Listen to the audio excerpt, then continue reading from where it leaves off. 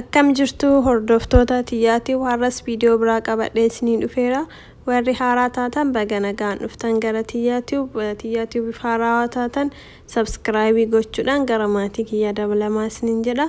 Viidiyoon har'aa mootu rifeensa keenya kan nu caccabee fi akkasumas kan miidhame akkamitti iddoo inni jirutti kan deebisnu nuuf gargaaru dibata baay'ee bareedaa isiniif fidee dhufeera.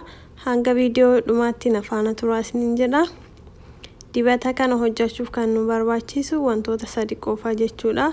Innis killee fi yoogartii akkasumas damma kan sadii walitti gochuudhaan jechuudha kan qophaa'u. Akkuma beekamu dubartoonni hunduu rifeensa bareedaa hin caccabne akkasumas akka guddatu nu barbaanna. Garuu sababoota wantoota adda addaatiin rifeensi keenya ni caccaba akkasumas guddina isaanii dhabaa jechuudha.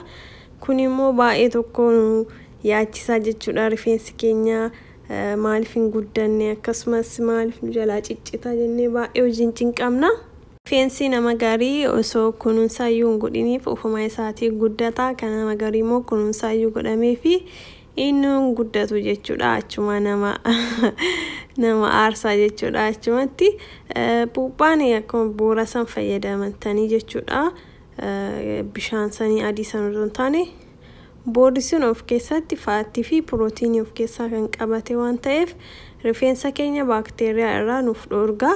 Akkasumas qabaatiiwwan hin barbaachifne sammuu keenya nu cufan isaan sanii nurraan balleessaa jechuudha. Yoogartiin immoo yoogartii keessa kan jiru pirootiiniidha. Inni immoo rifeensa keenyaaf jabina kennaa fi kunis akka rifeensi keenya salphumatti hin caccabnee fi halluu uumamaa isaa akka hin dhabne fi cululuqee akka rifeensi keenya taa'u nu fayyada jechuudha. Dammi immoo baakteeriyoota rifeensa keenyaaf miidhaniif nuuf ittisa. Akkasumas rifeensa akka halluu uumamaa isaa hin dhabneef nu gargaara jechuudha. Dammi yeroo baay'ee akkuma beektanii aarrii baasaa maama jedhamee beekama gara biyya keenyaatti jechuudha. Garuu warri biyya kanaa hin dibatanii baay'een isaanii itti fayyadamanii. Anis yeroo tokkotti fayyadameera garuu hanga ammaatti deebi'ee dibanne yeroo takka fayyadame. Yoo isas aarrii nutti baasa jettanii yoo sodaattanii shakkitan puuphaa fi yoogartii fi zayita zaytunaa wajjin dibachuu ni dandeessu jechuudha. Garuu dammi aarrii namatti hin baasu waa takka gara biyya keenya akkas jedhama. Dammi baakteeriyaa wantoota garagaraa nuuf godha. Dammi saniif itti fayyadamna jechuudha. Haalli fayyadaminsi isaas killee boora isaa san jechuudha. Kan keessa jiru isa lama fi maankiyaa tokko dammaa fi akkasumas yoogartii maankiyaa lamatti itti gootanii kanneen sadii walitti gochuudhaan sirriitti walitti maksiisuu jechuudha. Sanaan booda rifeensa keenya qaccee kaasee hanga keessa sammuu keenyaa jechuudha sirriitti dibachuudha. Sanaan booda maasaajii suuta jedhanii gochuudha. Erga maasaajii gooneen booda laastikiitti gooneetini sa'a tokkoof tursiisnee shaampoo fi bishaaniin ofirraa dhiqachuudha jechuudha. Kana yoo barbaadan torbaaniin al takkas fayyadamuu ni dandeessu, lamas fayyadamuu ni dandeettu. Garuu torbaan lamaanis al takka oduu fayyadamtanii inni immoo baay'ee bareedaadha. Kunis akka sammuu keenya rifeensa keenya jechuudha akka cululuqii fi akka jabaatu nuuf godha. Kan biraa immoo asumaan isinii fidee kan dhufe hot oil treatment kan jedhamudha. Inni immoo kan nu fayyadu sammuu keenya akka zanaa jedhee salphumatti sammuu keenya keessa waan jiisuuf guddina rifeensaatiifis bareedaadha.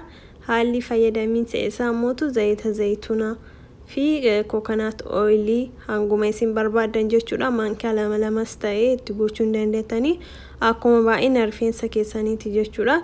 Erga zayita coconut fi zayita zaytunaa walitti erga makneen booda xiqqoo ho'isuu jechuun immoo baay'ee ho'isuu miti xiqqishuma takka jechuudha.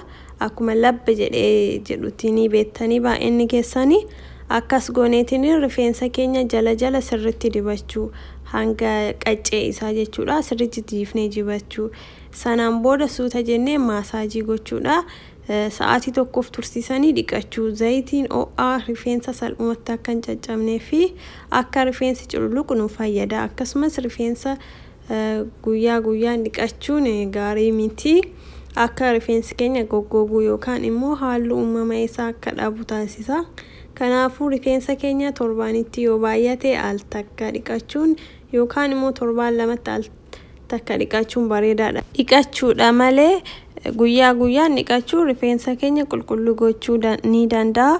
Garuu akka goggoguu fi halluu uumama isaa akka dhabu taasisa. Kana waan ta'eef guyyaa guyyaa irraa dhiqachuu yookiin torbaan irraa dhiqachuun mataa baay'een barbaachisu rifeensa keenya jechuudha. Kanarraa of qusadhaa isiniin jedha. Rifeensa keenya torbaan yoo kan dhiqannu ta'e nurraa yaa'a.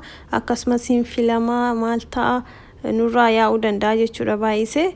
Torbaaniin al lama yookaan immoo hin dandamne ta'e torbaaniin al takka dhiqachuun bareedaadha. Viidiyoon har'aa kana fakkaata. Yoo jaalattan like godhaa, hiriyoota keessaniif maatii keessaniif share godhaa. Hanga viidiyoo biraatti wal arginutti nagaan naaf tura.